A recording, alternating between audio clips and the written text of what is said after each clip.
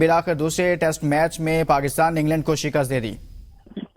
دیکھیں لقمان صاحب، یہ بالآخر آپ نے دوسرے ٹیسٹ میچ بولا، لیکن میں یہ سمجھتا ہوں کہ کافی لمبے عرصے بعد پاکستان کو فتح نصیب ہوئی ہے۔ میرا خیال ہے کہ 6-7-8 مہینے کے دورانیے میں ہم یہی بات کرتے رہے کہ پاکستان کو فلاں ٹیم سے شکست ہو گئی، پاکستان کو فلاں ٹیم سے شکست ہو گئی۔ ایون بنگلہ دیش کی ٹیم آئی، وہ بھی پاکستان کو شکست دے کے واپس چلی گئی، اور انگلینڈ پچھلے دفعہ آیا تھا، وہ بھی پاکستان کو کلین سویپ کر کے واپس گیا تھا۔ یہ میرے حساب سے ایک بہت بڑی خبر ہے کرکٹ فینس کے لیے، جو کہ اپنے ٹی وی بند کر کے پاکستان کرکٹ سے بالکل دور ہو چکے تھے۔ ان کو ایک بار پھر پاکستان کرکٹ ٹیم نے، پاکستان کے اسپنرز نے موقع دیا ہے کہ وہ اس جیت کو سیلیبریٹ کریں گے اور کرکٹ کے راستے میں واپس آئیں گے اور کرکٹ کو دیکھیں گے، اپنے سٹارز کو دیکھیں گے۔ حسنین، یہ کیسا رہا کہ پاکستان کے نئی سلیکشن کمیٹی 3 اسپنرز کے ساتھ گئی، جس میں نعمان تھے، ساجد خان تھے، پھر زاہد بھی تھے، اور ایک فاسٹ بولر کے ساتھ گئے اور سرپرائز دیا، آؤٹ آف باکس نتیجہ سامنے آیا؟ دیکھیں لقمان صاحب، میں نے آپ کے پروگرام میں بھی یہ بات کہی تھی کہ ہم نے جو 3 اسپنرز کو کھلانے کا فیصلہ کیا تھا، یہ مجھے ابھی بھی اس جیت کے بعد سمجھ نہیں آیا، لیکن اسپننگ ٹریک مجھے بہت اچھا لگا کہ پاکستان اپنے اسی روایتی ٹریک کی طرف گیا جس روایتی ٹریک نے ہمیں پچھلے 70 سال میں میچ جتوائے ہیں۔ لیکن جو تیسرا اسپنر تھا، اس کی انکلوژن کا مجھے آج بھی سمجھ نہیں آیا۔ زاہد محمود کو انہوں نے انکلوڈ کیا، اس کی جگہ بہتر ہوتا کہ آپ کا ایک فاسٹ بالر ہوتا، تو میرے حساب سے ہمارا جو بالنگ اٹیک ہے وہ اتنا ون ڈائمینشنل نہ ہوتا۔ کسی نہ کسی طرح سے جس طرح انگلینڈ کے فاسٹ بالر نے وکٹ لیے ہیں، ہمارے بھی فاسٹ بالر 1-2 وکٹس کنٹریبیوٹ کر سکتے تھے، لیکن یہ جو فیصلہ ہے لیکن حسنین، یہ ضروری نہیں ہوتا کہ 3 کے 3 اسپنر اگر ایڈ کیے ہیں تو تینوں کے تینوں پرفارم کریں گے، لیکن اگر 2 پرفارم کر رہے ہیں اور زبردست پرفارمنس دیتے ہیں تو پھر اس کا سہرا جو ہے وہ سلیکشن کمیٹی کے اس فیصلے کو دینا چاہیے۔ لقمان صاحب، مسئلہ یہ ہے کہ آپ نے تیسرے کو یوٹیلائز نہیں کیا نا۔ میرا مسئلہ یہ نہیں ہے کہ زاہد نے وکٹ نہیں لیا، میرا مسئلہ یہ ہے کہ آپ نے زاہد کے اوورز کتنے کروائے، ایک میچ میں 5 اوورز، دوسری اننگز میں 5 اوورز، مطلب کہ آپ نے اس کو یوٹیلائز نہیں کیا۔ انسٹیڈ آف دیٹ آپ کے پاس اگر میر حمزہ ہوتے یا پھر خرم ہوتے تو آپ ان کو اس طرح سے یوٹیلائز کر سکتے تھے، کم از کم نئے بال سے آپ فاسٹ بالرز کو وکٹ دلوا سکتے تھے۔ لیکن نیور دی لیس آپ کے جو 2 اسپنرز ہیں انہوں نے پرفارم کیا، اسپن ٹریک کے اوپر پرفارم کیا۔ پہلے دن سے ہم یہی کہہ رہے تھے کہ آپ کی جو وکٹس کی نوعیت ہے ان کو چینج کیا گیا۔ یہ چینج اس وجہ سے ہوا کہ بابر اعظم ہو گئے، محمد رضوان ہو گئے، وہ فاسٹ گیند بازوں کو اچھا کھیلتے ہیں، انہوں نے اپنے مطلب کے لیے پچھلے 3-4 سال میں آپ کے تمام تر جو ٹریکس ہیں ان کو فاسٹ ٹریکس میں تبدیل کیا۔ ہوتا یہ تھا کہ ایک طرف سے ان کی سینچریز آتی تھی، ان کی 50s آتی تھی، ساری چیزیں ہوتی تھی، لیکن مسئلہ یہ ہے کہ وہ تمام تر چیزیں ہونے کے باوجود بھی آپ کو ریزلٹ پروڈیوس نہیں ہوتے تھے، وہ اپنے شو بنا رہے تھے۔ لیکن اب جب بابر اعظم ٹیم میں نہیں ہے، ٹیم کی قیادت کوئی اور کر رہا ہے، تو الٹیمیٹلی 6-7-8 مہینے بعد آپ کے جو کرکٹ بورڈ ہے اس کو یہ سمجھ آ گئی ہے کہ جو فاسٹ پچز ہیں وہ پاکستان کا سروائیول نہیں ہے۔ پاکستان کا جو سروائیول ہے اپنی اس ہوم گراؤنڈ میں وہ اسپن ٹریکس ہی ہیں۔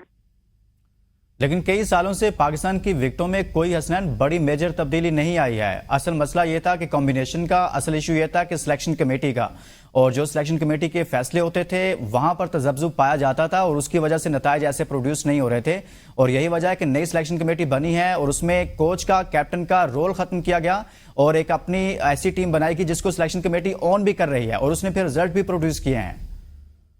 دیکھیں اللہ کرے کہ سلیکشن کمیٹی کل بھی آنے والا کل جو ہو اس پہ بھی اپنے فیصلوں پہ آن کرے۔ مسئلہ یہ ہے کہ میں بالکل اپریشیٹ کرتا ہوں سلیکٹرز نے جو فیصلہ کیا، وکٹ کو تبدیل کرنے کا فیصلہ کیا، اس کے بعد اسی وکٹ کے اوپر میچ کرنے کا فیصلہ کیا، جو کہ اپنی تاریخ کا اپنی نوعیت کا ایک نیا فیصلہ ہم نے دیکھا ہے۔ حالانکہ ٹیسٹ میچ میں دوسرے دن اسی وکٹ کے اوپر بیٹنگ یا پھر میچ ہم نے نہیں دیکھا، لیکن سلیکٹرز کو اپریشیٹ کریں گے، لیکن سلیکٹرز کی ایفرٹس کا، سلیکٹرز کے مائنڈ سیٹ کا ہمیں تب پتہ چلے گا جب ہمیں شکست ہوگی۔ ابھی تو پتہ کہ بہت سارے باب ہوتے ہیں، شکست بیسیکلی یتیم ہوتی ہے، تو اس حوالے سے میں یہ سمجھتا ہوں لقمان صاحب کہ ہمیں سلیکٹرز کو داد ضرور دینی چاہیے، لیکن انتظار کرنا چاہیے پنڈی ٹیسٹ کا بھی۔ پنڈی ٹیسٹ میں اگر دیکھتے ہیں کس طرح کا وکٹ ہوگا، اگر فاسٹ وکٹ ہوگا تو وہاں پہ سلیکٹرز کیا کریں گے، کیا سلیکٹرز اپنی مرضی سے فاسٹ گیند بازوں کو بھی ٹیم میں ڈالیں گے یا اسی طرح سے فیصلے دیکھنے کو ملیں گے جس طرح سے آج کے میچ سے پہلے ہم نے فیصلے دیکھے تھے۔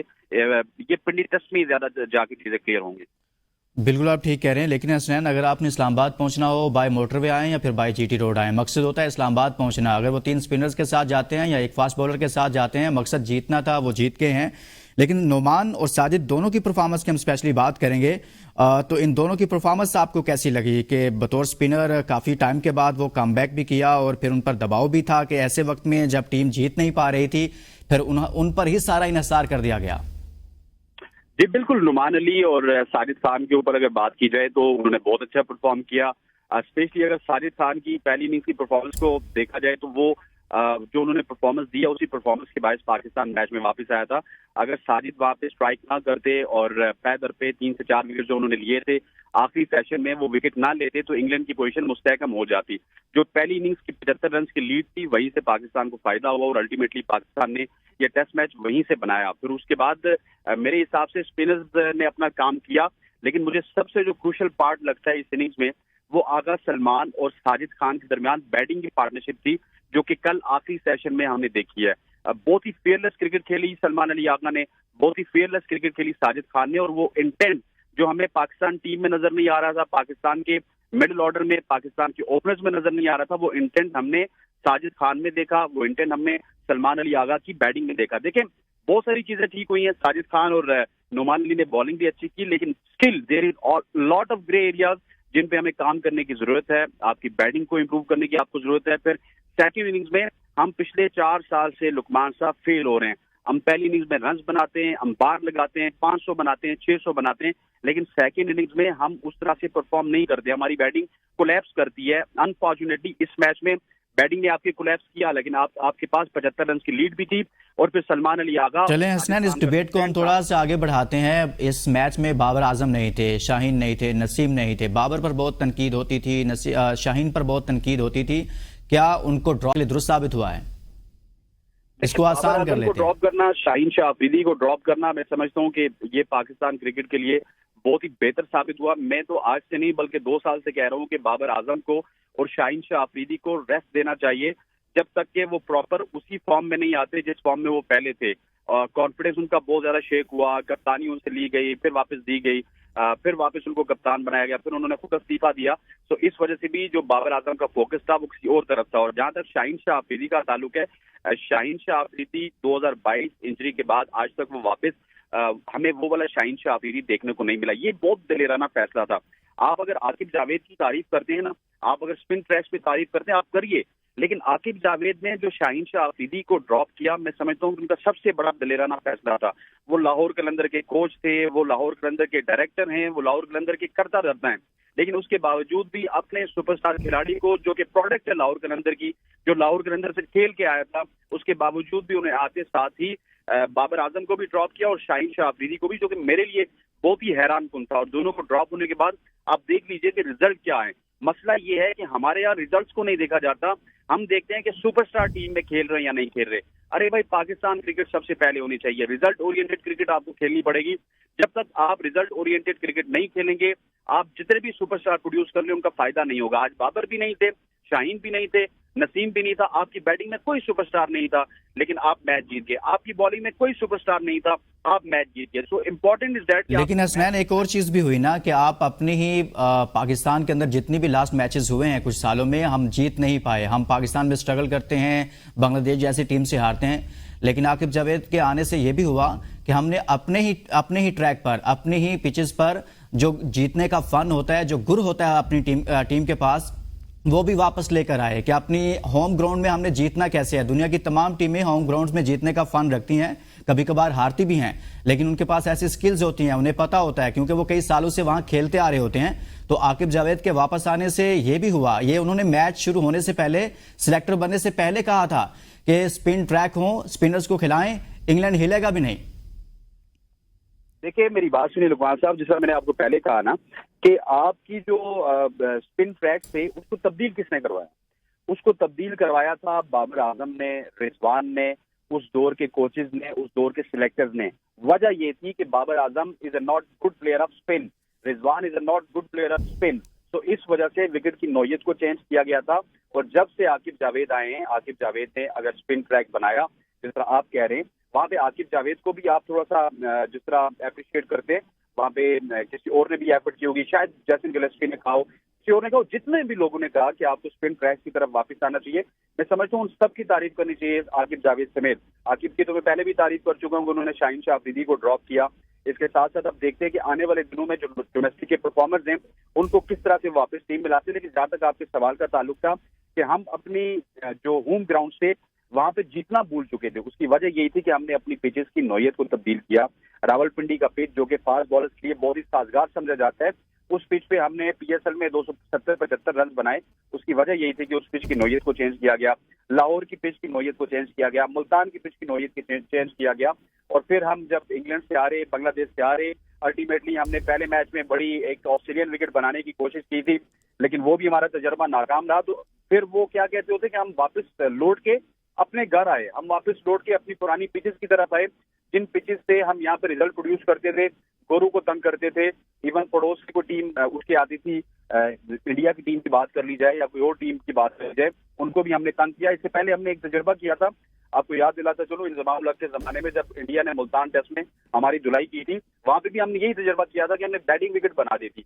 तो हमें अपनी स्ट्रेंथ के ऊपर जाना पड़ेगा, स्पिन ट्रैक्स बनाने होंगे, या इवन आप अगर कोई बैटिंग विकेट बनाते भी है तो इतनी फेवरेबल जरूर होनी चाहिए कि वो कम से कम किसी एक डिपार्टमेंट को सूट करे। पिछले विकेट में हमने देखा।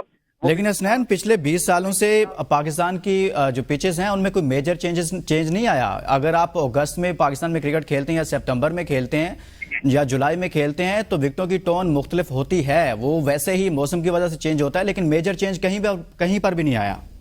सर मैं आपको बताऊं कि रावलपिंडी की अगर बात कर ली जाए, रावलपिंडी में 160-170 रन बनते थे, तो वो वहां पे अगर कोई मेजर चेंज ना आता या दिसंबर की वजह से पिच चेंज ना होती तो 250 रन बन जाता ना। वहां पे 275 रन या 250 रन क्यों बना?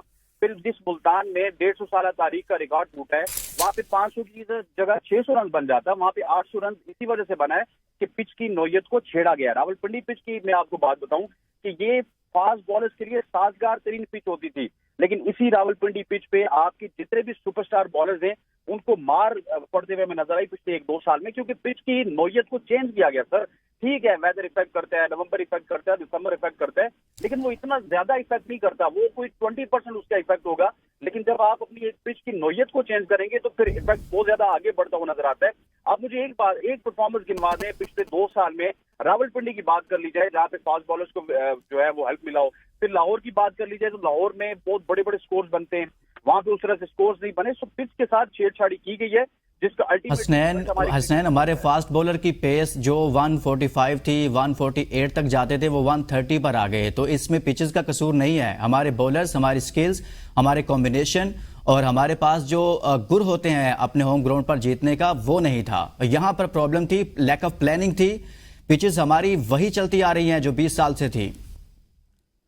देखिए, आप उसी जगह पे अभी तक अटके हुए हैं कि पिचेस वही चल रही थी। फास्ट बॉलर्स में सिर्फ एक ही आपके शाहिद शाह अफरीदी का पेस कम हुआ ना सर। नसीम शाह तो आज भी 140 की गेंद करवाता है। आप अगर मोहम्मद अली को देखें तो वो भी 140 की गेंद करवाते हैं। एक शाहीन का पेस कम हुआ था। लेकिन मैं आपको अल्टीमेटली बता रहा हूँ कि आप थोड़ा सा अगर चीजों को देखेंगे, अभी जिस तरह हमने लास्ट रावलपिंडी में टेस्ट मैच खेला है बांग्लादेश के खिलाफ, उसकी मिसाल ले लें, किस तरह का ग्रीन टॉप विकेट नजर आ रहा था। इस तरह लग रहा था कि यहाँ पे फास्ट बॉलर आके राज करेगा। पहले इस सेशन में पाकिस्तान की 4 से 5 विकेट गिरी हैं और उसके बाद जो है आप देख रहे हैं कि वो पिच वापस वही पुराना पिच निकल आया जो बैटिंग पैराडाइज था, जो कि चेंज किया गया था 2022 पीएसएल में। तो विकेट चेंज हुई है, लेकिन आपके फास्ट बॉलर का स्टैंडर्ड भी काफी खराब हुआ है। ठीक कह रहे हैं आप, आपके पास वाब याद नहीं है, आपके पास उमर गुल नहीं है, लेकिन जो शाहीन शाह अफरीदी हैं उनके साथ नसीम है, उनका पेस उतना ही है। फिर उसके बाद मोहम्मद अली है, वो 140 प्लस करते हैं, 140 को तो हिट करते हैं कम से कम। हाँ, मीर हमजा की आप बात कर सकते हैं कि उनका पेस काफी ज्यादा कम है, लेकिन मीर हमजा भी पीक के दिनों में इन्हीं विकेट्स के ऊपर विकेट लेते हुए नजर आए। तो ये ऑल अबाउट एक्सपीरियंस, अगर आपके पास एक्सपीरियंस होगा, डोमेस्टिक खेलने का एक्सपीरियंस होगा, तो आप इन विकेट्स पे भी। बहुत शुक्रिया हसनैन लियाकत, स्पोर्ट्स एनालिस्ट हमारे साथ मौजूद थे।